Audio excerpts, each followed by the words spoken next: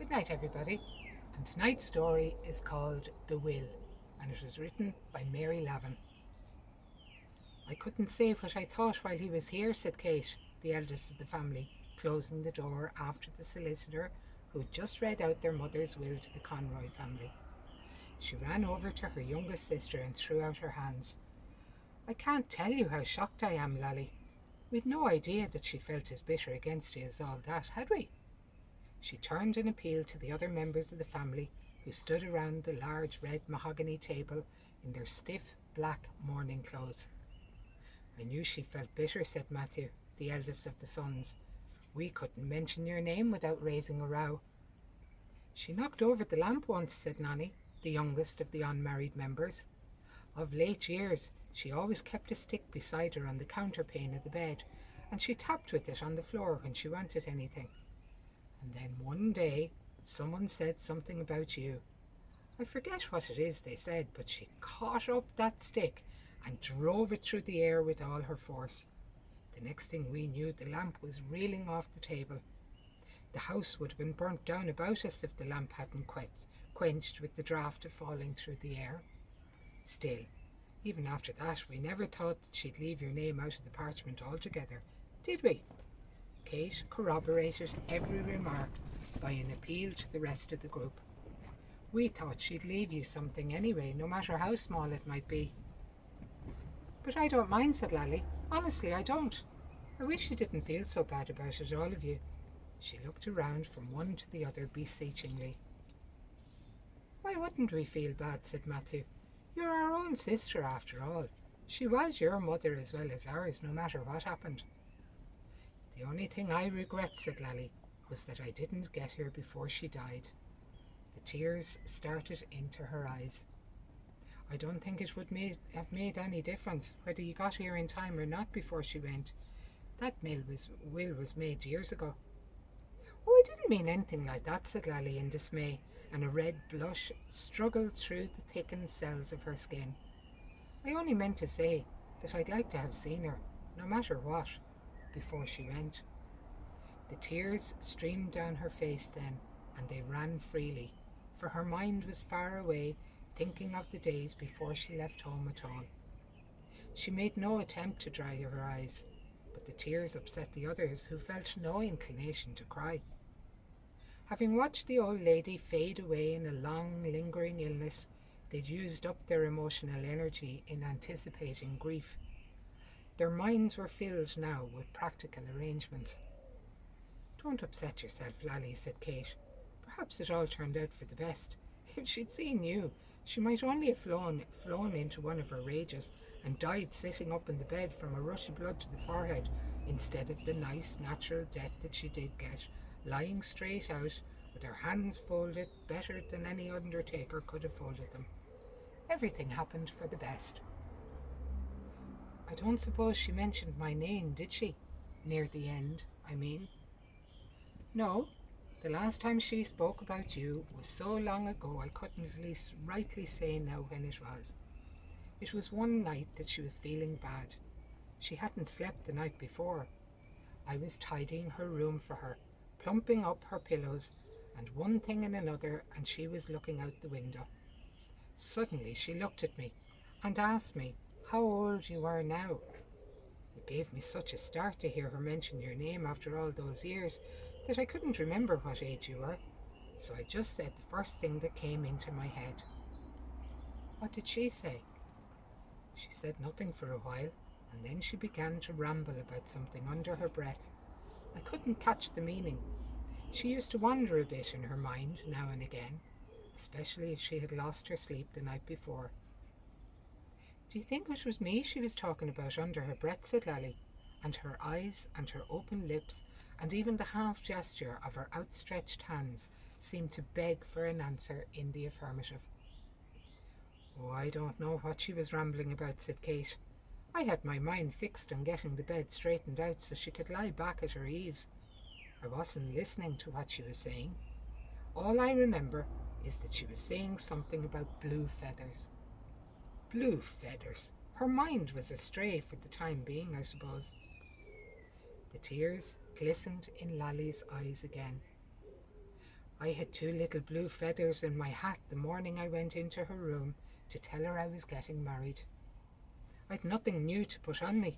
I was wearing my old green silk costume and my old green hat, but I bought 2 little pale blue feathers and pinned them on the front of the hat. I think the feathers upset her more than going against her wishes with the marriage. She kept staring at them all the time I was in the room, and even when she ordered me to get out of her sight, it was at the feathers in my hat she was staring, and not at me. Don't cry, Lally. Kate felt uncomfortable. Don't cry. It's all over long ago. Don't be going back to the past. What is to be is to be. I always believed that. Matthew and Nonny believed that too. They told her not to cry. They said no good would be done by upsetting yourself. I never regretted it, said Lally. We'd a hard time at the beginning, but I never regretted it. Kate moved over and began to straighten the red plush curtains as if they'd been the sole object of her change in position. But the movement brought her close to her thin brother Matthew, where he stood fingering his chin uncertainly. Kate gave him a sharp nudge. Say what I told you, she said, speaking rapidly in a low voice. Matthew cleared his throat.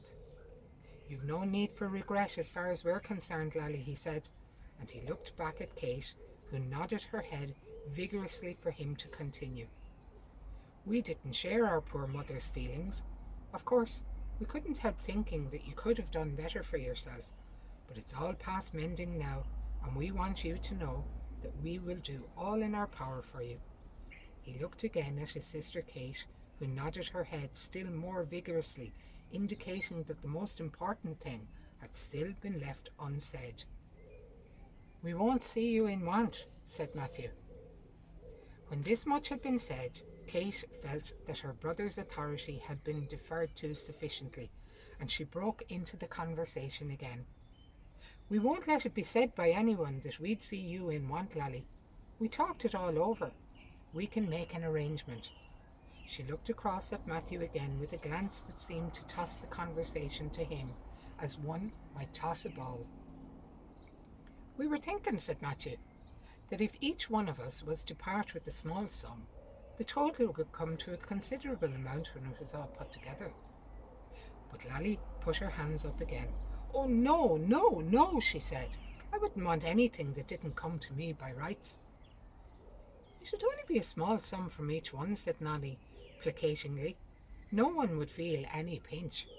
No, no, no, said Lally. I couldn't let you do that. It would be going against her wishes.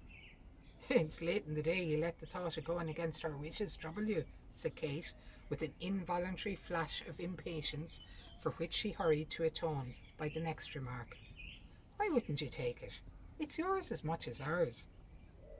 You might have put it like that anyhow, said Matthew, as long as we're not speaking legally.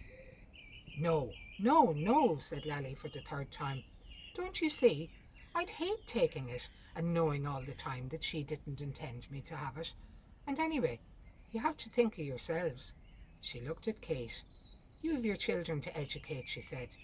You've this place to keep up, Matthew, and you've no one to look after you at all, Nanny. I won't take a penny from any of you.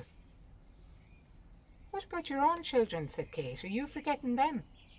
Oh, they're all right, said Lally. Things are different in the city. In the city there are plenty of free schools, and I'm doing very well. Every room in the house is full. There was silence after that for a few minutes, but glances passed between Kate and Nonny. Kate went over to the fire and picked up the poker. She drove it in among the blazing coals and rattled them up with such unusual violence that Matthew looked around at her, where she knelt on the red carpet. Do you have to be prompted at every word, said Kate, when she got his attention. Matthew cleared his throat again, and this time, at that sound, Lally turned towards him expectantly. There's another thing that we were talking about before you arrived, he said, speaking quickly and nervously. It would be in the interests of the family, Lally, if you were to give up keeping lodgers. He looked at her quickly to see how she took what he said, and then he stepped back a pace or two like an actor who'd said his lines and made way for another person to say his. While he was speaking, Kate had remained kneeling at the grate with the poker in her hand, but when he stopped, she made a move to rise quickly. Her stiff new morning skirt got in the way, however, and the cold and damp of the graveside had brought about an unexpected return of rheumatism, and so, as she went to rise up quickly, she listed forward with the jerky movement of a camel. It couldn't be certain whether Lally was laughing at Matthew's words or at the camelish appearance of Kate. Kate, however, was the first to take offence, but she attributed the laughing to Matthew's words. "I don't see what there is to laugh at, Lally," she said. "It's not a very nice thing for us to feel that our sister is a common landlady in the city. Mother never forgave that. She might have forgiven your marriage in time, but she couldn't forgive you for lowering yourself to keep lodgers." "We had to live somehow," said Lally, but she spoke lightly, and as she spoke she was picking off the green flies from the plant on the table.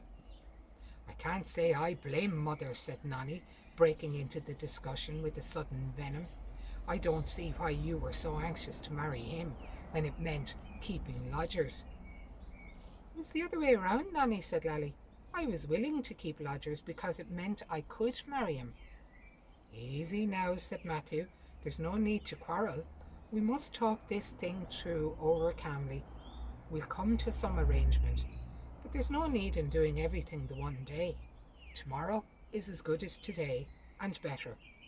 Lally must be tired after travelling all the way down and then going on to the funeral without 5 minutes rest. We'll talk it all over in the daylight tomorrow." Lally looked back and forth from one face to another as if she was picking the face that looked most lenient before she spoke again. At last she turned back to Matthew.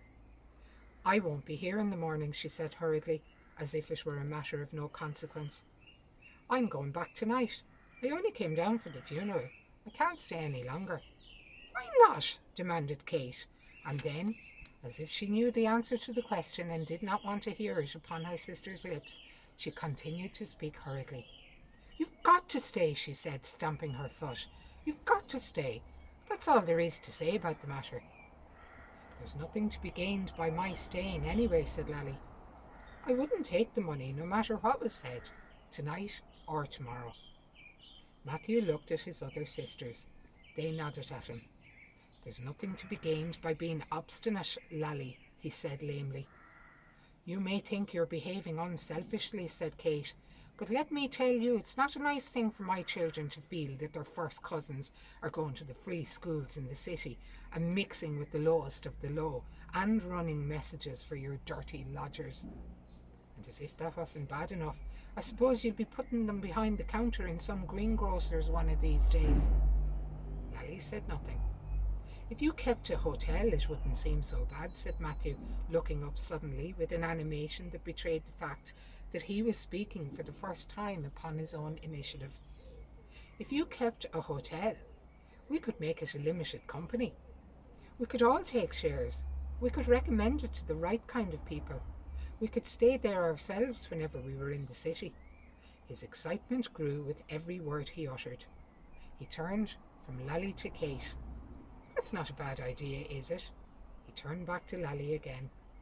"You'll have to stay the night now," he said enthusiastically, showing that he had not believed before that it was worth her while to comply with their wishes. "I can't stay," said Lally faintly. "Of course you can." Matthew dismissed her difficulties unheard. "You'll have to stay," he said. "Your room is ready, isn't it?" "It's all ready," said Nonny. "I told them to light a fire in it and to put a hot jar in the bed." As an afterthought she explained further. "We were going to fix up a room for you here, but with all the fuss we didn't have time to attend to it, and I thought that the simplest thing to do was to send out word to the station hotel that they were to fix up a nice room for you. They have the room all ready. I went out to see it. It's a big airy room with a nice big bed. It has 2 windows and it looks out on the ball alley. You'll be more comfortable there than here. Of course, I could put a stretcher into my room if you liked, but I think for your own sake you ought to leave things as I arranged them. You'll get a better night's rest. If you sleep here, it might only remind you of things you'd rather forget." I'm very grateful to you, Nanny, for all the trouble you took. I'm grateful to all of you, but I can't stay. Why? Said someone then, voicing the look in every face. I have things to attend to. What things? Different things. You wouldn't understand. They can wait. No, said Lally, I must go. There's a woman coming in tonight to the room on the landing, and I'll have to be there to help her settle in her furniture. Have you got her address? Said Matthew. Why? Said Lally. You could send her a telegram, cancelling the arrangement. Oh, but it would leave her in such a hobble, said Lally. What do you care? You'll never see her again. When we start the hotel, you'll be getting in a different class of person altogether. I'll never start a hotel, said Lally. I won't make any change now. I'd hate to be making a lot of money and Robert gone, where he couldn't profit by it. It's too late now. I'm too old now. She looked down at her thin hands with the broken fingernails and the fine web of lines deepened by dirt, and as she did so, the others looked at her too. They all looked at her, at this sister that was younger than all of them, and a chill descended on them as if they read their own decay in hers. They had been better preserved, that was all. Hardship had hastened the disintegration of her looks, but the undeniable bending of the bone, the tightening of the skin, and the fading of the eye could not be guarded against. A chill fell on them. A grudge against her gnawed at them. I begin to see, said Matthew, that Mother was right. I begin to see what she meant when she said that you were as obstinate as a tree. Did she say that? Said Lally, and her face lit up for a moment with the sunlight of youth as her mind opened wide in a wilful vision of tall trees, leafy and glossy with light, against a sky as blue as the feathers in a young girl's hat. Nanny stood up impatiently. What's the use of talking? She said. No one can do anything for an obstinate person. They must be left to get on their own way, but no one can say we didn't do our best. I'm very grateful, said Lally again. Oh, keep your thanks to yourself, said Nanny. As Matthew said, we didn't do it for your sake. It's not very nice to have people coming back from the city saying that they met you, and we knowing all the time the old clothes you were likely to be wearing, and your hair all tats and taws, and your face dirty maybe, if all was told. Do you ever look at yourself in the mirror? Said Matthew.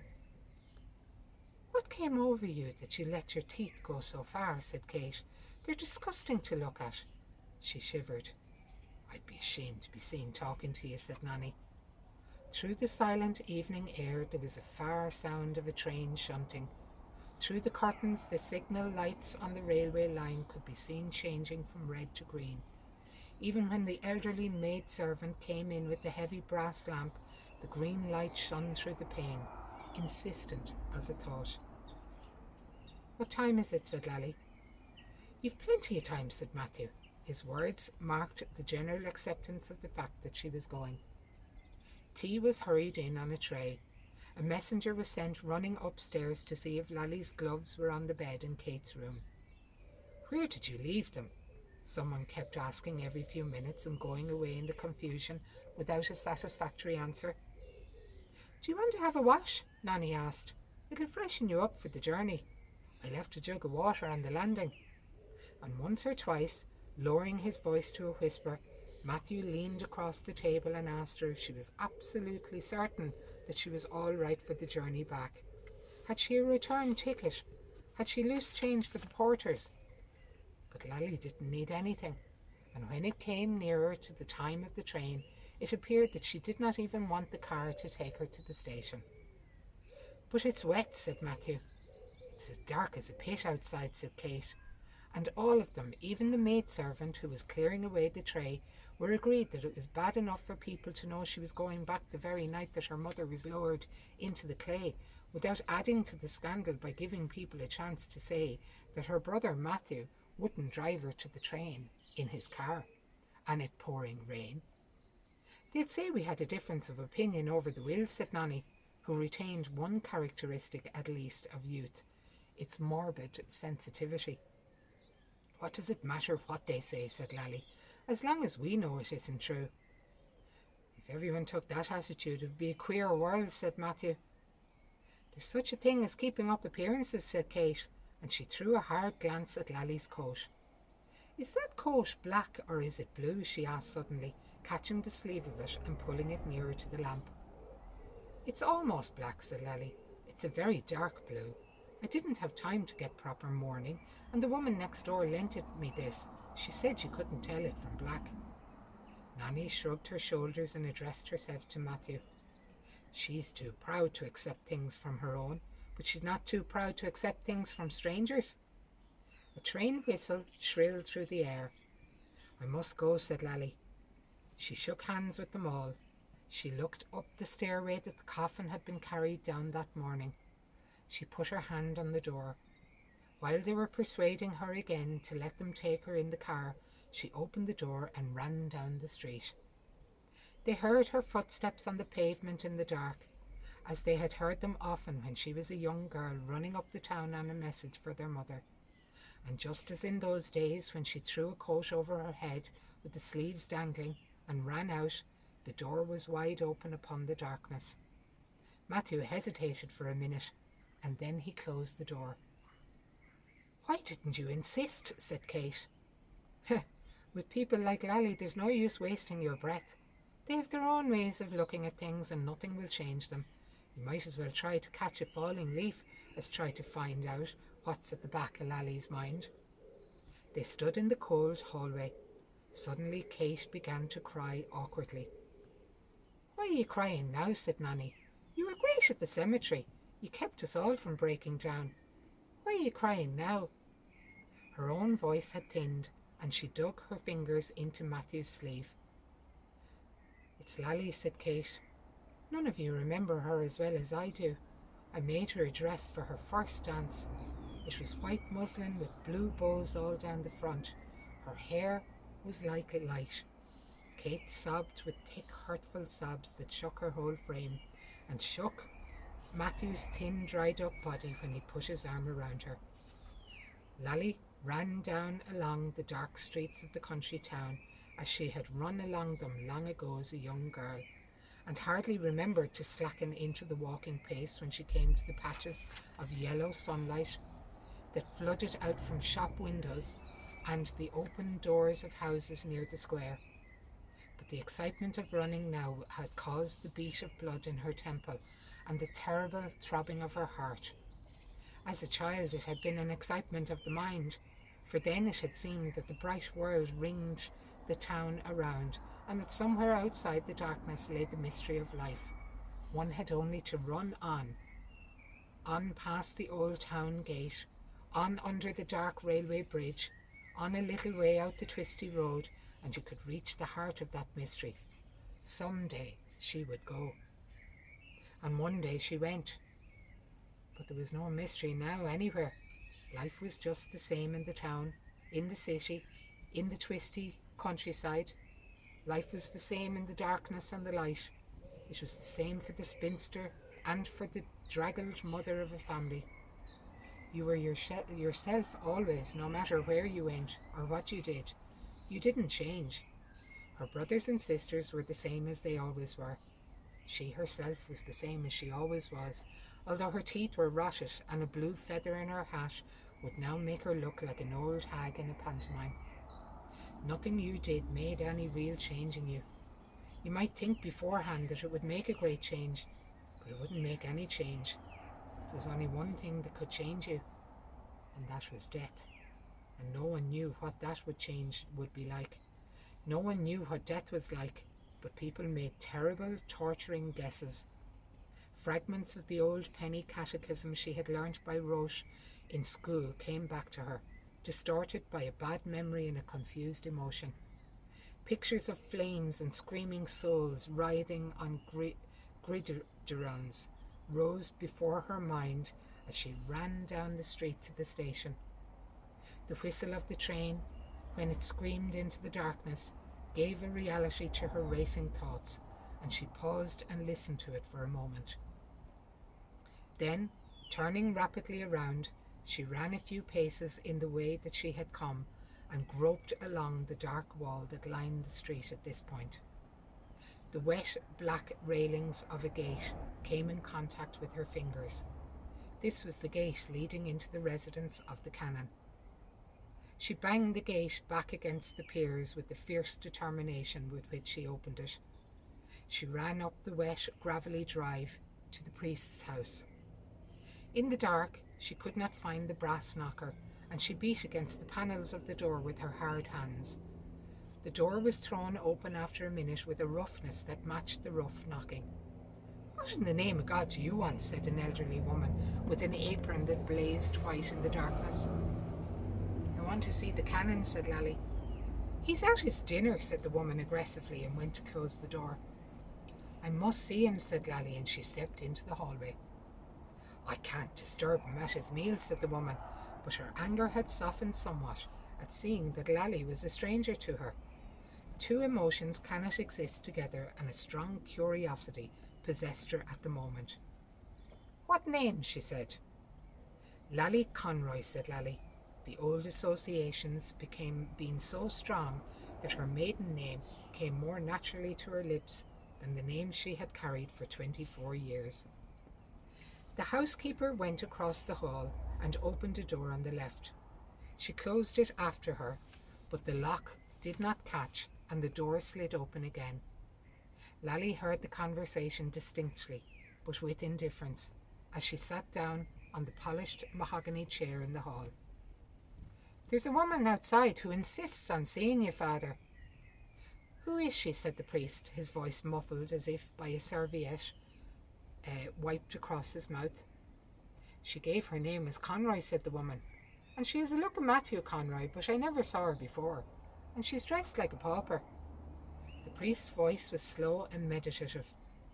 "I heard that there was another sister," he said, "but there was a sad story about her. I forget what it was." A chair scraped back. "I'll see her," he said, and his feet sounded on the polished floor as he crossed the room towards the hall.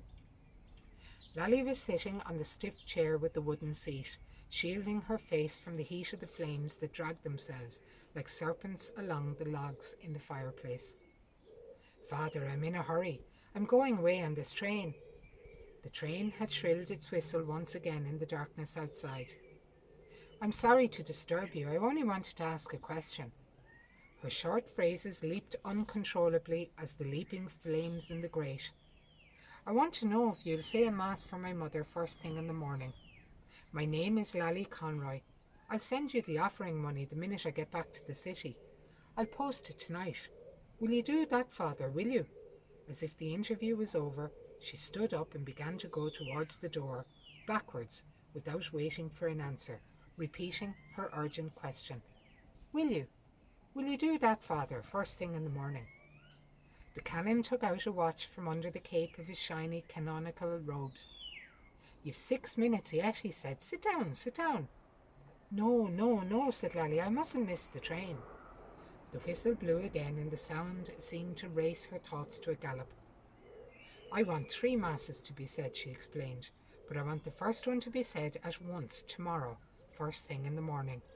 You'll have the offering money as soon as I get back. I'll post it tonight."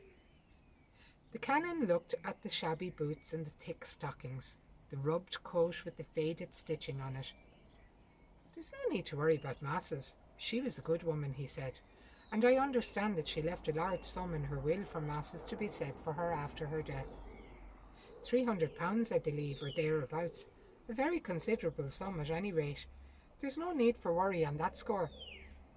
It's not the same thing to leave money yourself for masses. It's the masses that other people have said for you that count." Her excitement leaped like the leaping flames. "I want a mass said for her with my money. With my money." The priest leaned forward with an unusual and ungovernable curiosity. "Why?" he said. "I'm afraid," said Lally. "I'm afraid she might suffer. I'm afraid for her soul." The eyes that stared into the flaming heart of the fire were indeed filled with fear, and as a coal fell, revealing a gaping abyss of fire, those eyes filled with absolute horror. The reflection of the flames leaped in them. She was very bitter. Lally Conroy sobbed for the first time since she had news of her mother's death. "She was very bitter against me all the time, and she died without forgiving me. I'm afraid for her soul." She looked up at the priest. "You'll say them as soon as ever you can, Father." "I'll say them," said the priest, "but don't worry about the money. I'll offer them from myself." "That's not what I want," said the lally angrily. "I want them to be paid for with my money. That is what will count most, that they're paid for out of my money." Humbly the priest, in his stiff canonical robes, piped with red, accepted the dictates of the draggled woman in front of him. "I will do as you wish," he said. "Is there anything else troubling you?" The train," said Lally, and she fumbled to catch the door. The priest took out his watch again. "You've just time to catch it," he said, "if you hurry," and he opened the door. Lally ran out into the dark again. For a moment she felt peace at the thought of what she had done, and running down the wet, gravelly drive with the cold rain beating on her flushed face, her mind was filled with practical thoughts about the journey home. But when she got into the hot and stuffy carriage of the train, where there was an odour of dust and of wet soot, the tears began to stream down her face again, and she began to wonder if she'd made herself clear to the canon. She put her head out of the carriage window as the train began to leave the platform, and she called out to a porter who stood with the green flag in his hand. "What time does this train arrive in the city?" she asked. But the porter could not hear her. He put his hand to his ear, but just then the train rushed into the darkness under the railway bridge. Lally let the window up and sat back into the seat. If the train got in before midnight, she thought, she would ring the night bell of the Franciscan friary and ask for a mass to be said there, and then for her mother's soul. She had heard that masses were said night and day in the friary. She tried to remember where she had heard that, and who had told her, but her thoughts were in confusion. She leaned her head back against the cushions as the train roared